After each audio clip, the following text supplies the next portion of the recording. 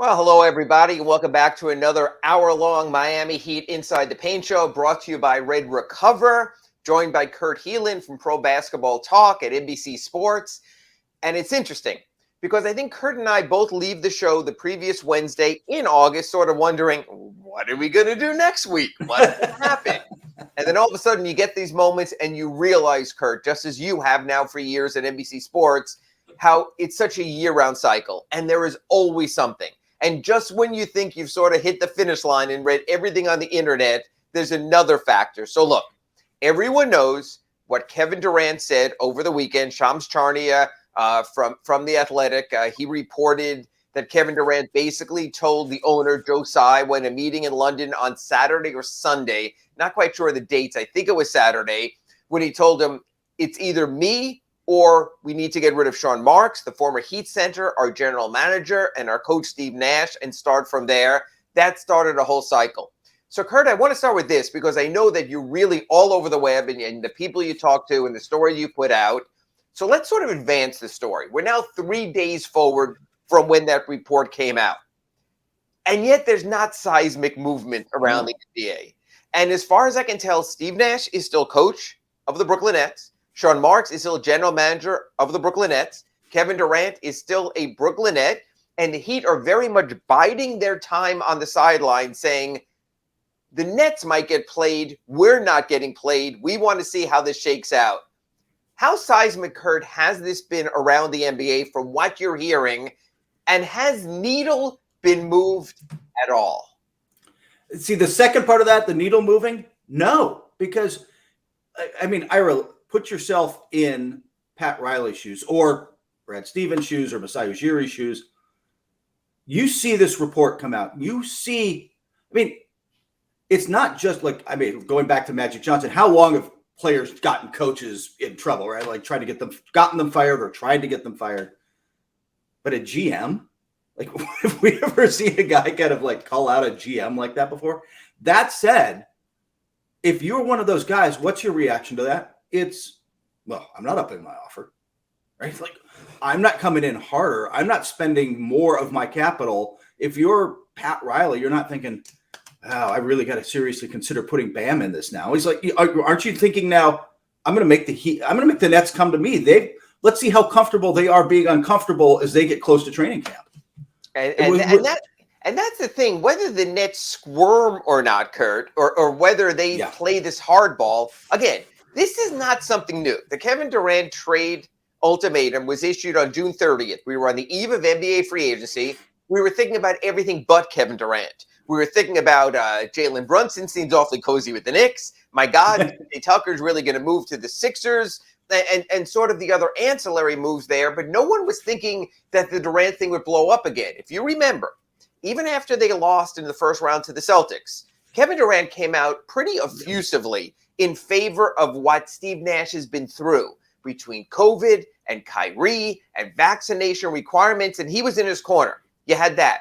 You had this crazy trade on the eve of free agency where he's saying, wait a minute, the Nets are looking to bolster, and Royce O'Neal is being brought in to bolster what they already have. You had support in the Nets there. Then you also had on the eve of free agency, Kyrie had to make a decision. He could have gone to free agency. Instead, he picked up the final year in his contract. He was under contract. The Nets were sort of intact. Plus, you had very encouraging news about Joe Harris, that he was going to be coming back from last season's injury. We all knew when they played the Celtics. You were watching that series saying, the Nets really could use a three-point shooter besides Bruce Brown.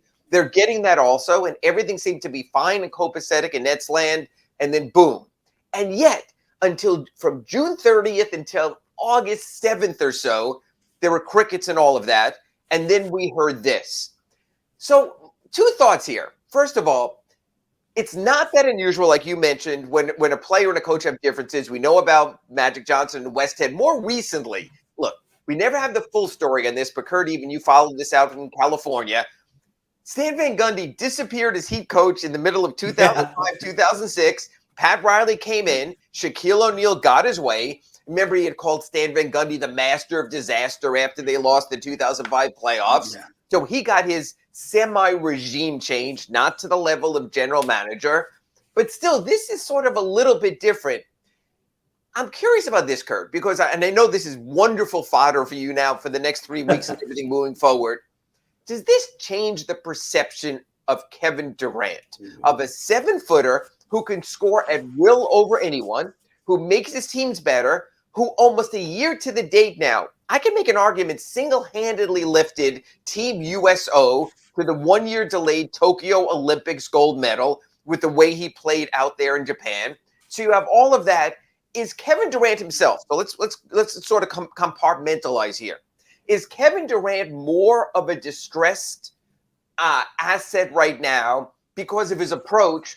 Or, and I thought this was interesting. I hate to be long-winded here. I read Steve Bulpen's story for Heavy.com where he said all these general managers came out and said, what he is doing is reprehensible. And then Steve asked the same people, but would you take him? And it was really, they backtracked and they said, well, yeah, he's that good. So is Kevin Durant right now, as we speak, second week in August, more of a distressed property, or is he simply still the most coveted asset out there on the NBA market right now, Kurt Helin? I don't think he's a distressed asset to other GMs. In fact, Ira, I am really curious. Joe Tsai sent out the tweet not long after that. I'm backing my front office. I'm backing my coach because that's kind of who he is, and that's the direction they have gone this summer. And he is a guy who seems to respect authority. But how many other GMs would have looked at that, taken that, how many owners would have heard what Durant said and thought, we got so much sunk cost into this. We are already so far down this road. I'll change out my GM and coach to keep Durant happy. I think half, maybe. And that's, I think sometimes, by the way, Heat fans, I hope you guys truly appreciate what you've got in Miami because, decades. For decades. And that comes from, Pat Riley gets deservedly a lot of credit, but let's be honest, it starts with the Aaronsons, right? You don't get that kind of culture that doesn't build all the way from the top down to the kid mopping the sweat up on the floor. Like the continuity within the organization starts at the very top. And going back to LeBron and the LeBron Spoelstra thing, we're like, no, you don't get to dictate this here. So many organizations would have been completely different. I don't think it does, but I will say this. You mentioned his legacy. Ira, part of Kevin Durant's legacy is I'm a baller, man. I just love the game. I just go out to play. When I show up at Team USA, I'm brilliant. When I show up at Rucker Park, I'm brilliant. Like when I'm just out there to play, it's fine now if he's doing this in the offseason. What happens when he doesn't show up to camp or he shows up and doesn't cry? Once he starts to really leverage that power in camp, I think it does start to tweak. Doesn't it start to tweak the, hey, I'm just a baller resume? It's interesting because I always think there's sort of a tail wagging the dog element there.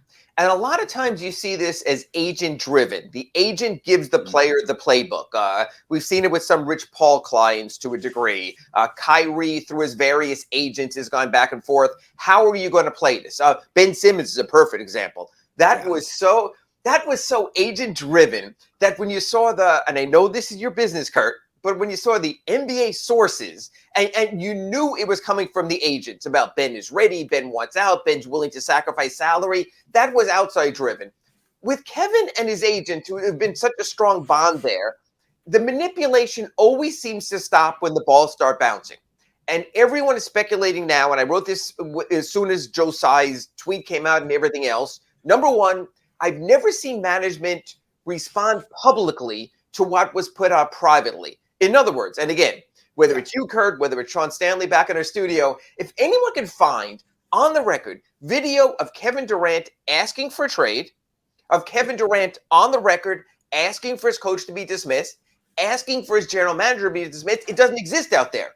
It's all, we'll call the agent will call, whether it's Woj, whether it's Shams, whether it's Kurt, he'll call someone, he'll get it put out there.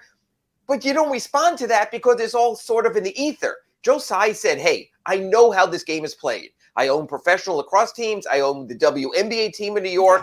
I get sports. I've been there. I own a lacrosse franchise back in Hong Kong. I get all of this. I understand how this game is played. He put out his tweet. which I found surprising, that he basically responded to something that never was publicly put out there. So I found that to be interesting. I still think, and I believe there is, and I was watching the ESPN guys yesterday in the jump, and they were going, no, there's no deadline. Don't kid yourself. Kurt, you've been to a bunch of these. And I know it's your busiest day of the year at Pro Basketball Talk when we get to Media Day. And you get all these juicy bits out of Brooklyn and out of Denver and out of the Lakers and everywhere else. Can Kevin Durant show up to Media Day, September 26th, whether it's Barclays Center or they have it somewhere else for the Nets, and actually conduct a Media Day?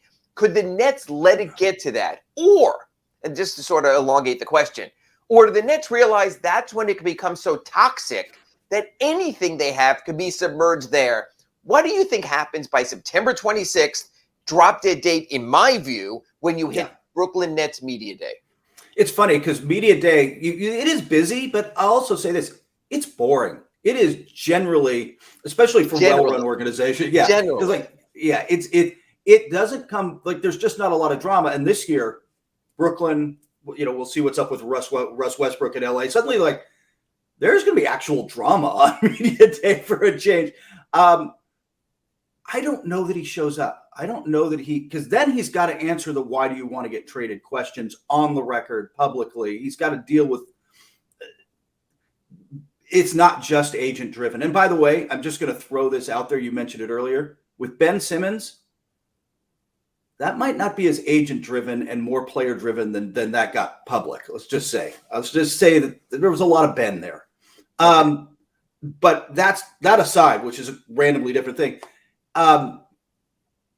This is a lot of times agent driven, or in Kevin's calculating. He and Rich Kleinman are a calculating pair, right? Like they think their decisions through.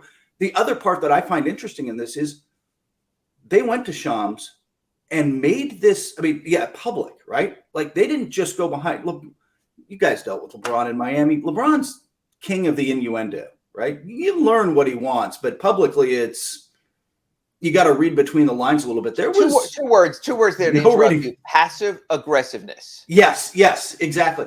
That wasn't KD in this case, right? Like this was about as direct and leaking very direct ultimatum. Did he think that would put more pressure on the Nets to bow to it, like bend to his will a little bit? I think that he thought in the moment it would expedite things. And here's the deal, and I know we might even cross over and talk about it in the next break also when we talk about the Heat. As far as he had heard, and again, it's really interesting, Kurt, and especially someone like you who deals with this for a living. A lot of these reports get out there, and players pay attention. They tell you they don't. I'm off social media. I'm not following any of this stuff. First of all, Kevin Durant has enough burner accounts that if he's not following it, his burner account is following it. They say they don't follow anything. There have been so many reports of possible Kevin Durant trades. The Jaylen Brown thing, everyone knows is real right now. There has been no Brad Stevens. Jaylen Brown is off the table, and anyone who says that, have we heard anything from Brad Stevens, the general manager in Boston? No, because it's true. Have we heard from Masai saying no, players X, Y, and Z, even Scotty Barnes, okay? Most people are assuming if you craft a deal with Toronto, it's not going to be for last season's Rookie of the Year.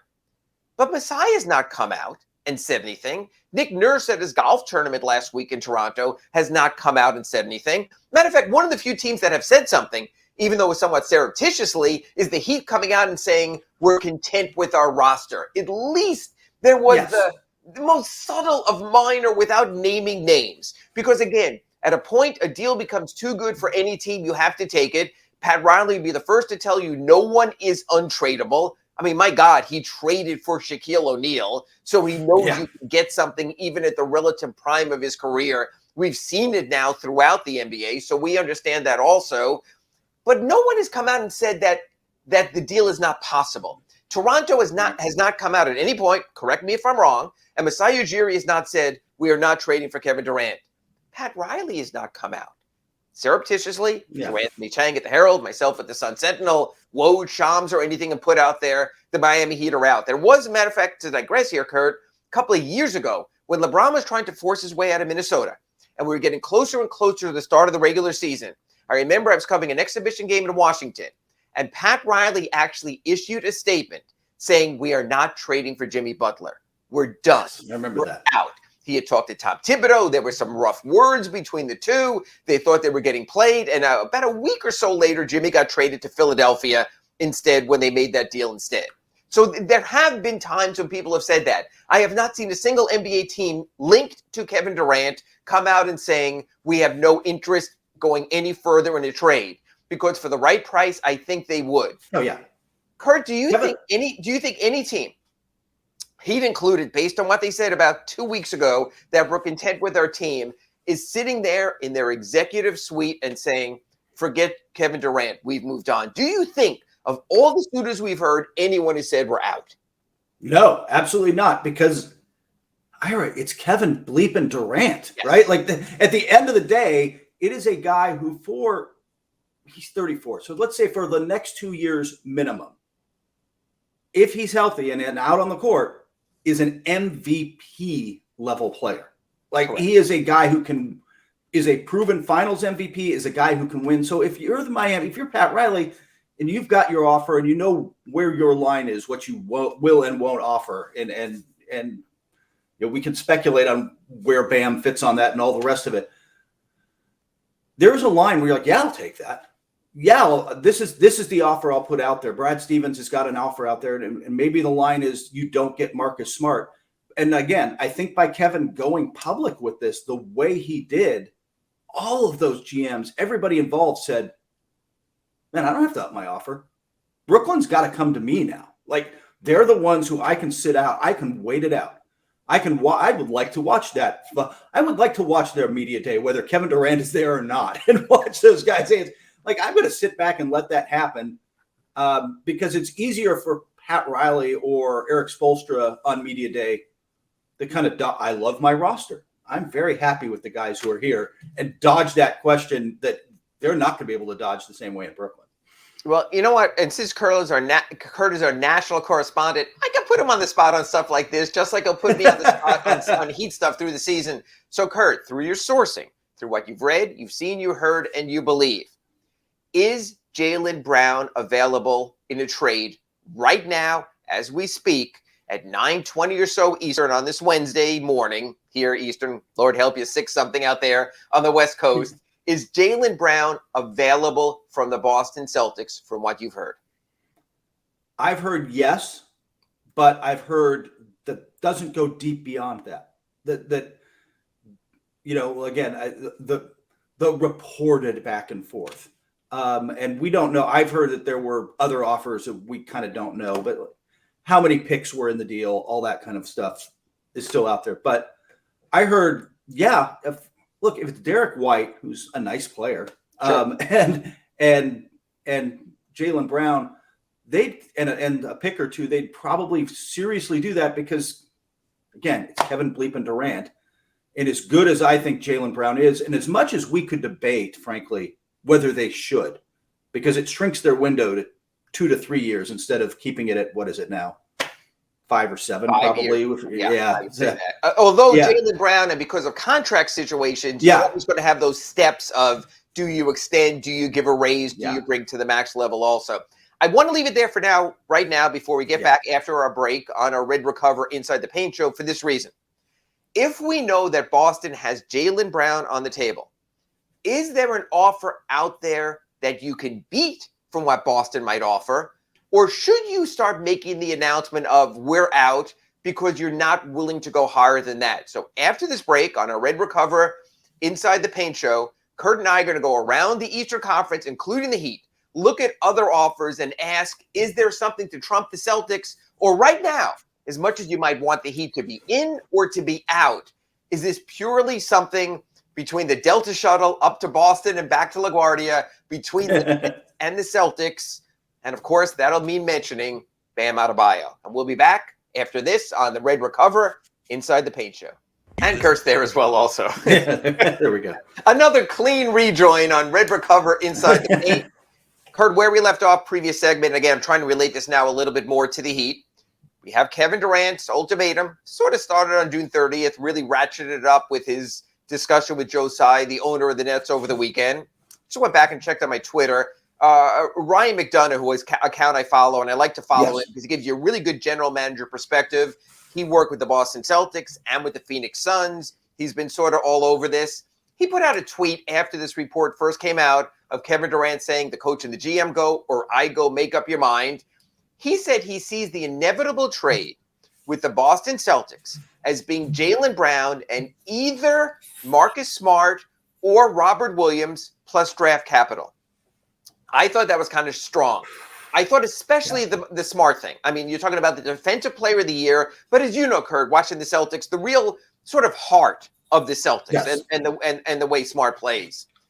Do you think the Boston would go to that level? And again, neither of us have been general managers. Ryan McDonough knows how this stuff works, although I don't think anyone knows how the Kevin Durant stuff works because it is such a new phenomenon of having 4 years left on your contract and still trying to force your way out. Could you see the Celtics in any realm going as high as Jaylen Brown plus either Smart or Robert Williams and draft capital? Can I tell you that one of the first things I heard when I poked around Boston was Robert Williams is probably more off limits than Marcus Smart, which is kind of crazy, but Robert Williams is young and unique. Like he looks like a future. He's got that Bam thing, right? Like where he's 6'9", but can defend fives, can defend fours. Bam's a much more skilled offensive player right now, but what he brings defense, like there's just not guys like that. Not that there's guys like Marcus Smart either. I think that that's an interesting debate. I don't know. For me personally, I don't know if I'd go there, period, if I'm the Celtics, but I'm not throwing in Marcus Smart. I'm not throwing in a guy who is so central to the identity and culture of my team. He's the quarterback on defense. And the reason I don't need to do that if I'm Boston, where I might consider it if I'm Toronto and throw in a big, I'll throw in Pascal Siakam. I might throw in Scotty Barnes as a rookie because I'm already a contender, right? Like I literally just came from the finals. Ira, you know this, and I think Miami might be better about this than others. Most GMs, though, don't think long-term, right? Like, I don't want to say they don't think long-term. Right. But once you get to a certain point where you're a contender, man, if I can make myself 10% better and our window opens 10% more to go get that title, I have to take it. And there's something to that, but the trade-off is, in this case, I have lived that here. I have lived that with the Shaquille O'Neal trade. I have lived that with every incremental move they've done. It's why a lot of times I'm getting ready for the draft. I'm like, they don't have any draft choices. They'll cast them all to the wind. They'll live in the moment. It was interesting when I was preparing for the show with Kurt last night. He mentioned to me windows. And he mentioned to me that the Celtics right now, we mentioned it in the previous segment. You can go back and listen to the podcast of our first segment here on Red Recover, Inside the Paint. And he mentioned how the Celtics probably now look like, with a nice young core, a 5-year window team, which is a really good place to be, where you know you're going to be in the playoffs. You're not going to be a play-in team. You have a chance to go deep every year to really keep that fan interest up, to sell your merchandise year after year after year. Sell the tickets. And sell the sponsorships. Always be in there. And I get that. If you move for Kevin Durant at 34, you're saying to yourselves, even though he has 4 years left on his contract, we're probably looking at 2 prime years. Even LeBron, who's had a great season with the Lakers, just not the same player he was in Cleveland or Miami, because time takes that kind of toll. Fine. So now we move to the Miami Heat. We get to the portion of what are you willing to put on the table or not. Again, every week you and I are going to be talking about this liar's poker game. You're Pat Riley, you're Eric Spoelstra, you're Andy Ellisberg, you're Nick Harrison, you're Adam Simon. You're sitting there at 601 Biscayne, even though everyone's all around the country. Matter of fact, I think Andy's Field of Dream game this weekend with his father. But still, you're all linked on Zoom like we are here today. You can get together. Kurt, if you're the Heat, what's the highest offer you're willing to go at this moment, right now, at 9:27 a.m. on Wednesday? I think that I'd be really curious to hear your answer on this, because I think you are more tapped into their thinking. From the outside, to me, Jimmy, obviously, and Bam are off limits And outside of that, every pick I've got, and I'll talk to Oklahoma City and tweak it so it's 3 clean first rounders plus, like I think we talked about last week, we can have you can flip Tyler into first rounders. You can flip Duncan Robinson, frankly, into a first rounder. Into some sort of draft capital. Yeah. You can, if that's the goal, but although that's not really again, I don't think Brooklyn's goal is to tear it all the way down a la Utah. Because they don't have their own picks. Their own picks all belong to Houston from the James Harden deal. There's no point in going all the way down. So I think that they're looking for players who can help them. And they've got, by the way, even if they trade, if Brooklyn trades Durant and Irving, you still got Ben Simmons. You get a Tyler Hero back, or you get whoever else back from what. Look, we're talking about good players from every team mentioned. You're still competitive. And it's building from there. So I don't think they go all the way down. I think the reason I asked you all this is I think the Heat have to ask themselves, is the Jaylen Brown thing real? And if the Jaylen Brown thing is real, I think they know in their heart of hearts they can't trump that. Yeah. Well, they can. Real quick question here. Would they put Bam in? Excuse me? But they could, because I think Bam would be more valuable. Before I get to that, my question to you is this. And I think it's a pretty obvious answer, and I know Heat Nation might disagree. Kurt, of 30 NBA general managers or even front offices, how many do you think that Tyler Hero is a better player right now than Jaylen Brown? 0. Probably. 0. I don't. And you know what? I'm not going to play the hometown card. I'm going to have to agree with you. I think Jaylen Brown's the better player. By the way, I think Hero. We don't know exactly how good Hero is going to be, because I think Hero can be. The high end for Hero is good, but I'm not sure if if you're high on Hero, I'm still not convinced. Do you think Brown's a better two-way player? And that's what kind of separates him. He won't be the offensive force, but he is going to be and is now a much better defender. So then you ask me for part 2.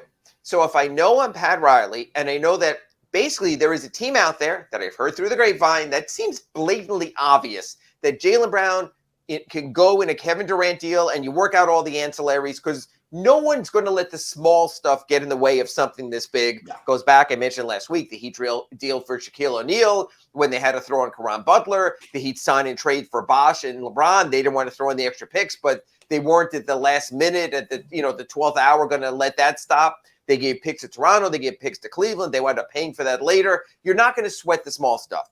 So the Heat now knows that Jaylen Brown trumps Tyler Hero, like we're playing Uno or something. Okay, so that the cards are on the table there. So I think the decision for the Heat comes down to whether you put Bam Adebayo into play or not. And I think as much as Heat Nation loves the fact of how unique Bam Adebayo is, how he's helped this rejuvenation of the Heat, it all comes down to this. Do you want a bridge to the future? Because with Tyler Hero and Bam Adebayo, you have the Jimmy Butler and Kyle Lowry grouping now. They're old. Kyle's 36, Jimmy's 33. And then you can bridge to the future, and 2-3 years down the road, your core is going to be Tyler Hero and Bam Adebayo. Or are you true to who you are as the Miami Heat and go, F yeah. If I got Kevin Durant and I got Jimmy Butler and I got Kyle Lowry, I'll find a way to work. Maybe I'll get Claxton back in the deal from the Nets or something like that, and because they won't need him as much, and I'll put Bam into the deal there. I know there's the Ben Simmons factor. You can't have Ben Simmons and Bam on the same team because they both have designated rookie extensions. You can't acquire 2 players with that. That, to me, is all the ancillary stuff. That's what Andy Ellisberg will come out of the cornfield in Iowa. He'll figure that all out while he's on vacation. He'll get that deal done. I still think when the Heat sat down originally and discussed Bam Adebayo, there was thought in that room. I'm not even sure, Kurt, that it wasn't a majority. They would be willing to. But there was one vote in that room that said no. And in that room, the powers that be, whether it's Arison, whether it's Riley, whether it's Spoelstra, to a degree, Ellisberg, a veto means a lot there because of the very continuity you and I spoke about. They all work together so well. No one wants a fracture. No one wants Dee Snider narrating their breaking of the band. It was this moment in the Heat room when one person broke the team because they realized this was a step beyond. I still think the Heat would be willing to put Bam Adebayo into a carefully crafted trade that maybe brings them back a big man piece so they don't have to worry as much about Dwayne Dedmon and Omar Yurtseven as their lone big guys and doing it. So, for the moment, we're just going to play this debate show because that's what we do here Wednesday mornings on Red Recover Inside the Paint.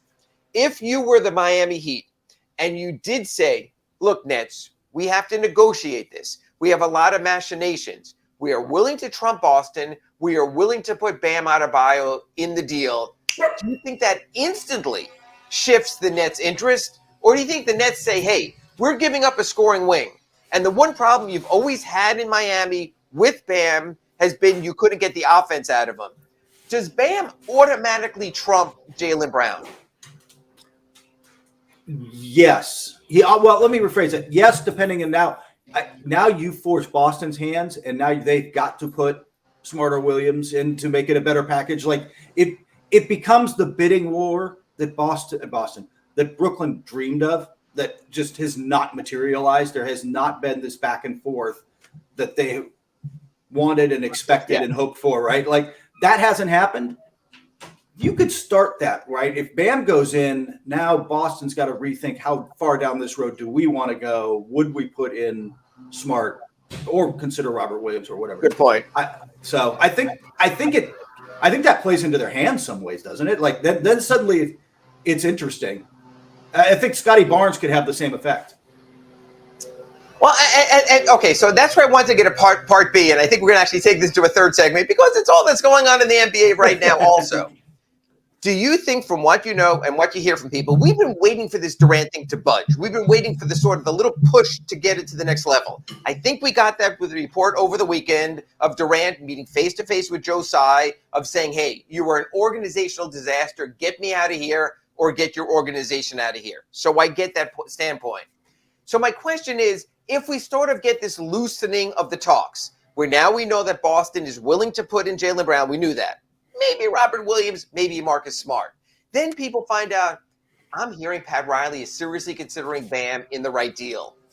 Do you think that pushes the rest of the field, and you just mentioned Toronto with Scotty Barnes and other suitors in there? I don't know if Phoenix has the package now that DeAndre Ayton's not trade eligible because he was a matched offer sheet. Do you think that blows the whole thing up? Or do you think that people go, well, we were going to have trouble matching a Jaylen Brown offer. We're going to have a hell of a hard time matching right now a Bam Adebayo offer. And do you think that quiets things? So where the Nets say either Heat deal or either Celtics deal? Or do you think everyone jumps in because they realize this is Kevin Durant? I think it scares off everybody except maybe the only other team out there who can, I think, because, by the way, Phoenix, I like Mikal Bridges a lot. Mikal Bridges and Cam Johnson, they're not enough to win that right now today. They're not. So they don't trump a Bam Adebayo. They don't trump Tyler Hero. I'm not sure that they win that battle right now, right? Like they're not in it as of today, and I think they realize that.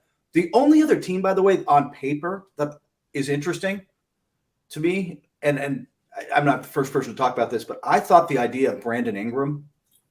And a Brandon Ingram-based deal in New Orleans is fascinating. They've got good young players. I mean, I demand Herb Jones out of there. But you can play again. You can play with the ancillary pieces, right? Draft capital also, right? Yeah. Now there's a whole. Yeah, how long can you keep Kevin Durant in New Orleans? A question with that organization. If he wants that's 3 years left here, he'll ask out with 3 years left there. Certainly. Yeah, exactly. So that they've got that problem, but I'm not sure who else is out there.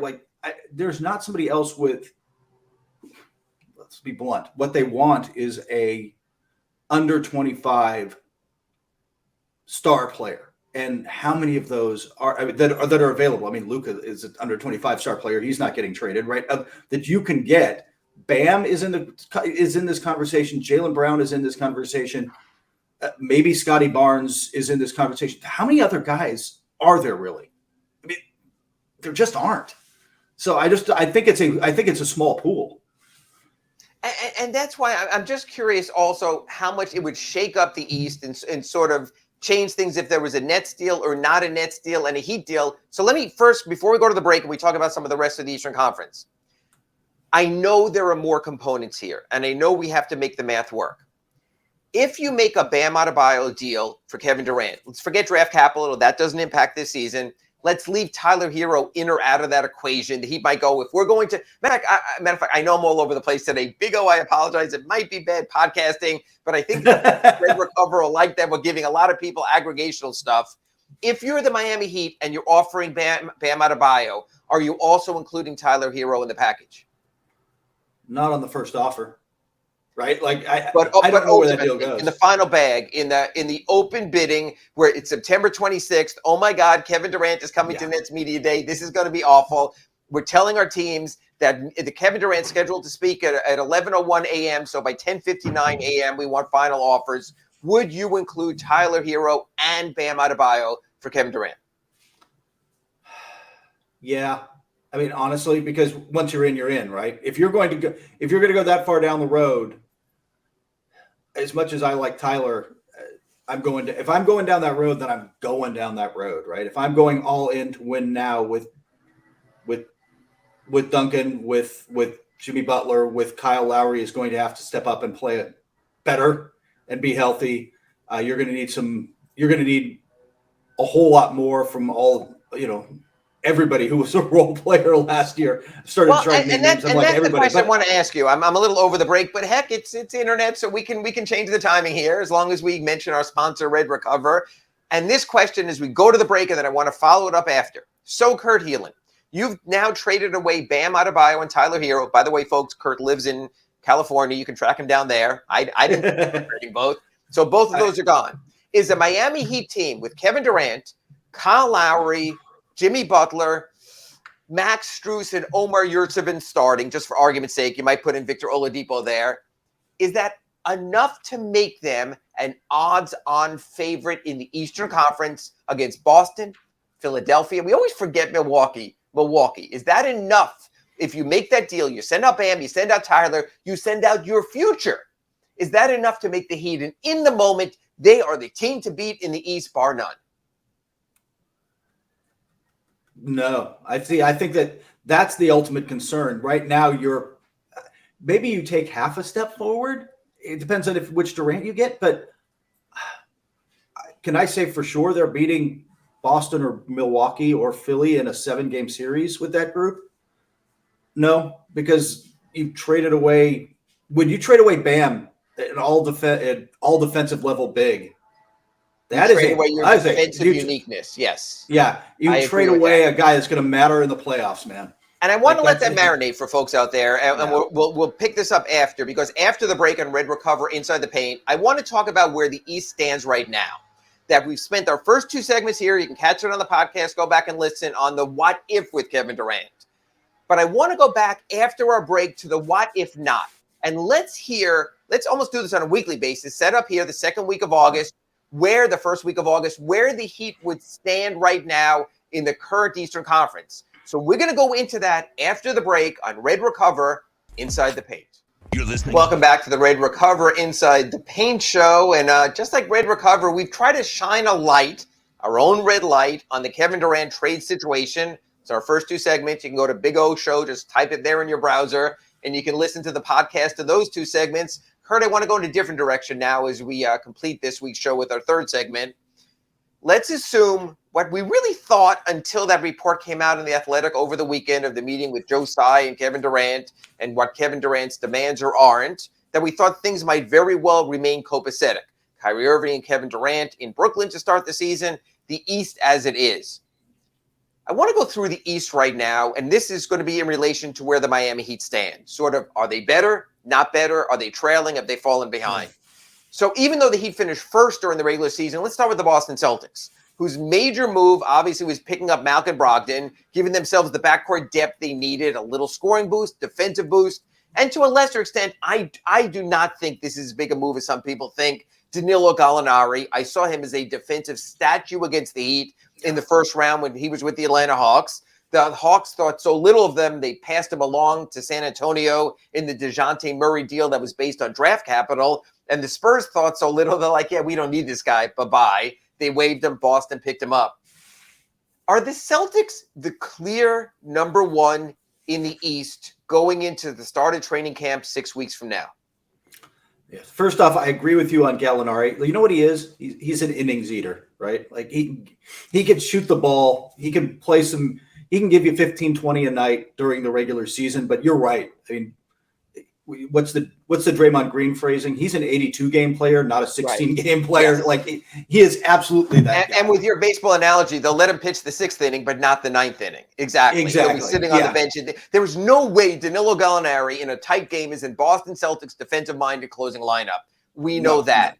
Yeah. Again, they push past the Heat in 7 games. Jimmy Butler makes a 3. We might be talking about a different reality right now. Yeah. Hey, it might have been a higher pay grade for both of us, but that didn't happen. But when you look at the Celtics, what would you call them now? Would you call them favorite? Would you call them clear favorite? Or would you call them just in the top 4 mix? Where do you have the Celtics?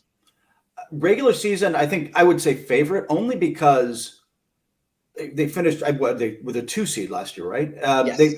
They didn't figure out who they were until midseason. Until, well, let's be honest, they benched Dennis Schroeder, right, and started shifting their offense. Even Marcus Smart, for all his flaws on offense, Dennis Schroeder was not a fit. And so once they moved on from him and shifted, they kind of found their identity. And also the move to Robert Williams as defensive anchor. They had no confidence. Again, his nickname is Time Lord. He might show up. He might not show up to games, to assignments, to anything else. I thought that was the bigger of the 2 shifts. And I think he put himself in at least conversation for Defensive Player of the Year. I thought he was that dynamic. Yeah, he was. And so I think the fact is, with them in the regular season, I expect they'll probably finish first in the East this year, only because they're young, so they can play their stars. They're deep, so they can, they've got the depth to match up and go through the back-to-backs and the 4 and 5s and everything that will come out when the schedule comes out next week. But they just know who they are now. Like, I just think that they're going to hit the ground running a little harder. I don't know how that's going to.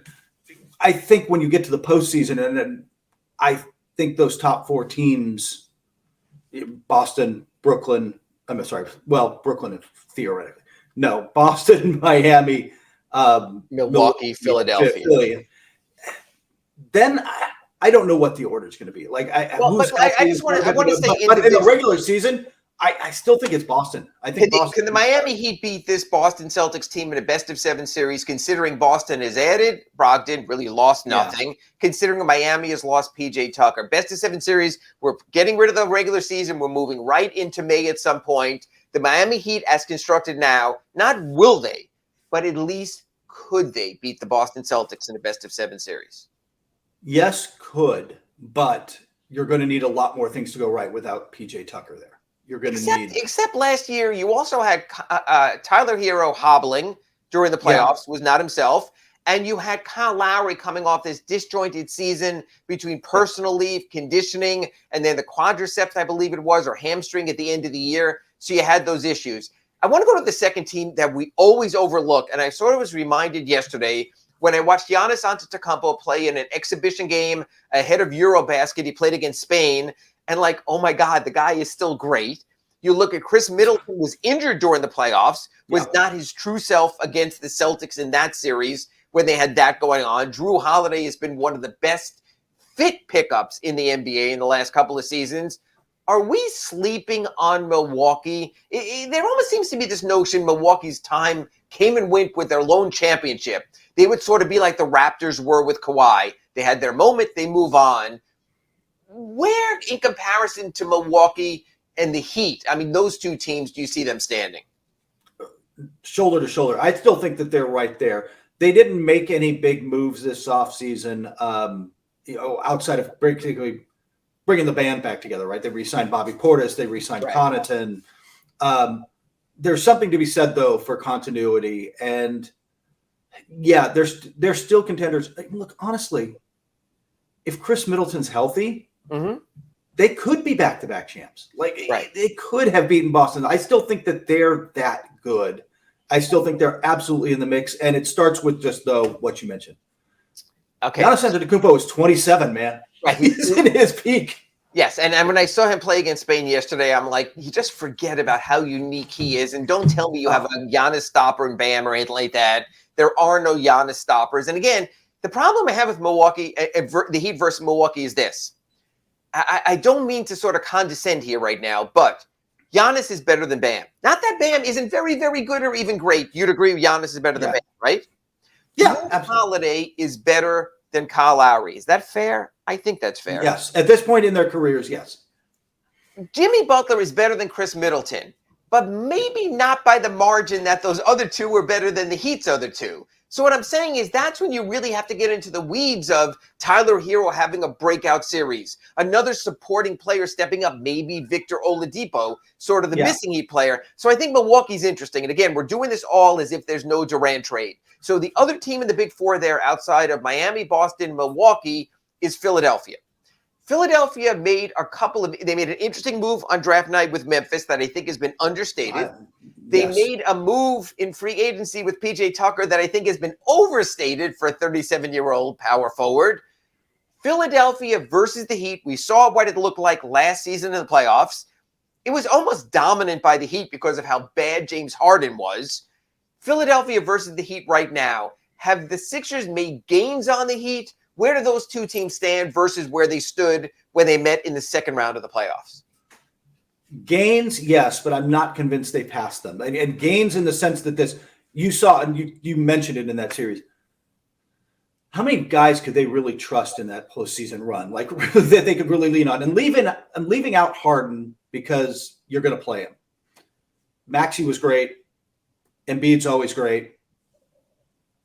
Yeah, and then look, Tobias Harris is the same overpaid, nice player. Tobias Harris, you'd like him if any team is looking for a fourth option. He is a very nice fourth option. That's what he was in Orlando and Detroit and all his previous NBA stops. And then people said, well, what if he's a 3? What if he's the 2? And we've seen what he's been. My thought is this. I could see Philadelphia coming out this season hell-bent on the regular season more than before to trying to make a statement. I still don't trust James Harden in the playoffs because he has given me no reason to trust him. So it's almost like when they used to do it in the G League, you got to pick your playoff opponents. If I'm a team in the East and I'm looking at seeding, and it might be this way. Remember last year, I think it was the Heat games up, Boston and Milwaukee, I think tied, and it was a tiebreaker. Philadelphia was like a game behind or right there in a 3-way tie for second place.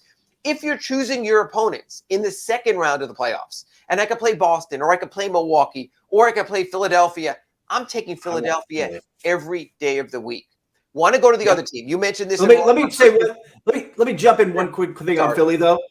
I think with the Daniel House, which is an underrated pickup, with PJ Tucker, with the moves they made this offseason, they put solid guys they can trust in the playoffs around Harden and Embiid. They're deeper as a playoff team.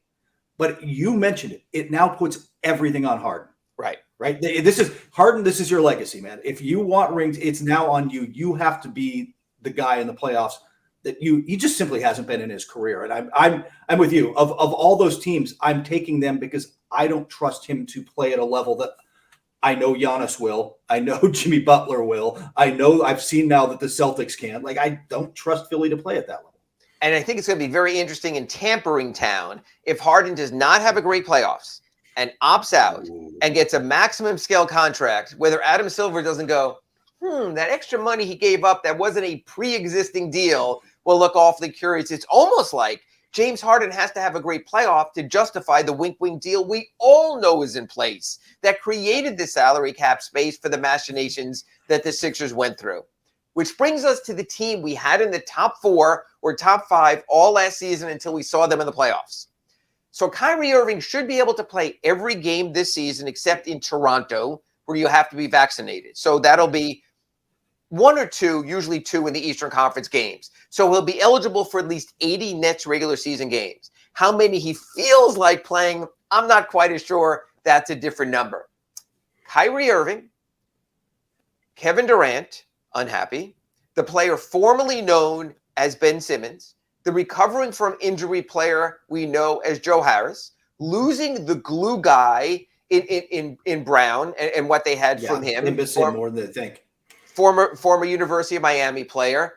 when you look at all of that, I think, Kurt, I mean, it's interesting. Like if we were to do the best and worst case scenarios, I think you could look at the Nets, and I know Big O hates when I do this, as a potential 70-win team based on talent and pedigree and what the players were. Yeah. You could also, I thought ESPN had them as like a 40-win team because you don't know who they are.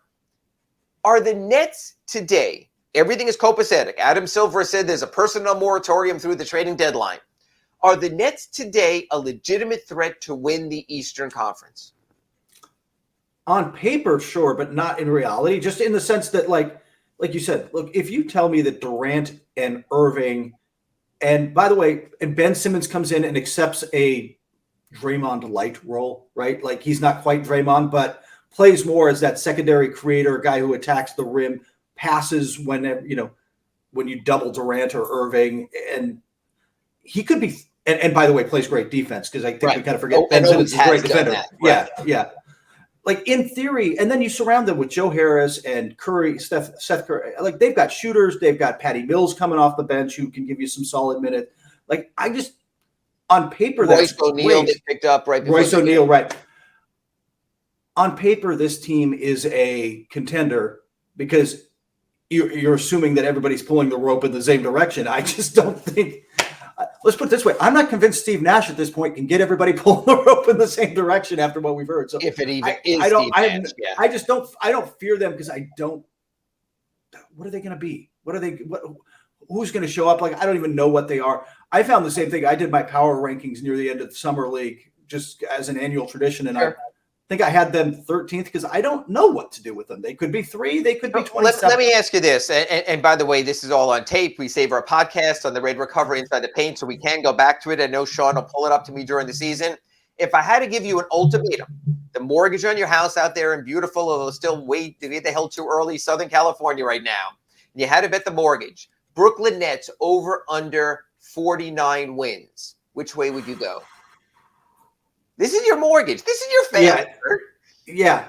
I'd still go under. I don't think they're going outside of the trades that I think are coming eventually. That team has got dysfunction screaming all over it, no matter what direction they go. That if I would have told you 2 years ago, I got you a team with Ben Simmons and Kyrie Irving and Kevin Durant. What do you think? Or Joe Harris, you would have said, okay, everyone else is in chase mode of them in the East. So to go real quick as we wrap up, I want to sort of go through the contenders. Right now, you have the Heat basically on equal footing, I would say, with the Celtics and Bucks, maybe a little behind the Celtics. Would that be correct? Yeah, and maybe half of the PJ Tucker loss concerns me, and you're going to need Oladipo or someone to kind of step into a bigger role this year, but in a different way. But no team, no franchise in the league is better at finding the guy and bringing him along than Miami. So, I'd say, I look, when it comes to power rankings and standings, I might have them 3rd or 4th in the East, but I think those top 4 are almost interchangeable. Yeah. I have one other team. And again, it's really interesting how I view the standings. I used to view the standings as always, Kurt, we grew up this way. Top 8 make the playoffs. You want to be a top 8 team. I think now you desperately want to be a top 6 team. We know the vagaries of the play-in, 2 losses, your whole season it's like almost like MLB's wild card. You got to win the game. My number 6 right now is Atlanta because of the DeJounte Murray trade. They're right as of now, they still have John Collins. They have Trae Young, who I think would have to have a bounce back based on after the playoffs. I know some other people have said, hey, don't sleep on the Toronto Raptors. They still have Fred VanVleet. Pascal Siakam had his bounce back year. You have OG who's going to be there. You have Scotty Barnes we'll see sophomore slump or not. Who would you put as the 6th team in the East if we're doing our core automatically the playoffs? Would it be Atlanta? Would it be Toronto? Would it be Chicago or another team? No, not Chicago. I would probably put Toronto in the regular season, as much as I think it's really close with them in Atlanta, because that's a hard team to play against. They are different than every other team you go up against, and it's a Pat Riley dream in some ways if he could put together this kind of beside roster, right? Everybody is 6'7" and switchable. Like they're all 6'4" to 6'9". They can switch everything. They play hard. They are. And they're offensively much the same way. They move the ball. Nick Nurse is very creative. they're just hard to play against, and they're different than everybody you play against. And that gives them a regular season advantage, because I don't think it ever gets discussed enough, Ira, but you know this, being around the Heat for so long and be around the NBA this long. Teams don't practice, man. It is right. Teams don't practice. They talk through stuff. Look, every GM, every coach, everybody in the league will tell you it's a recovery league. They should be using more Red Recover equipment. Like, it is all about recovery in the NBA. They don't practice.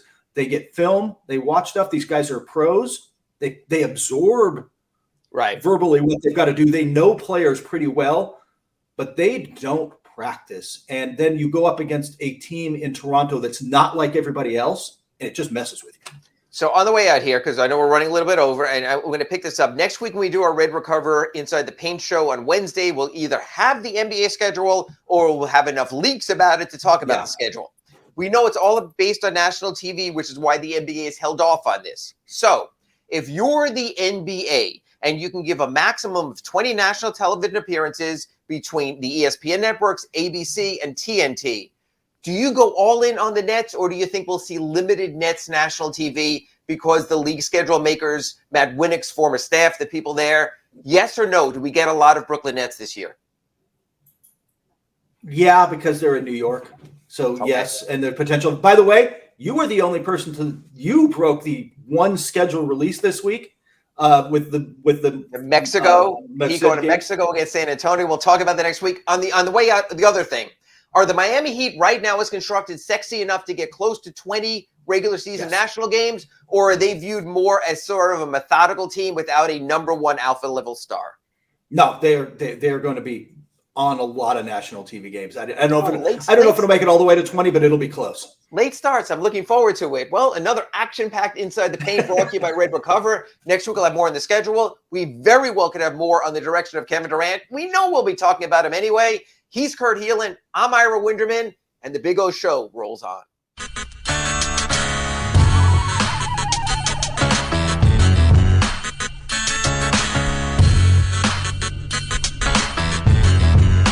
This is the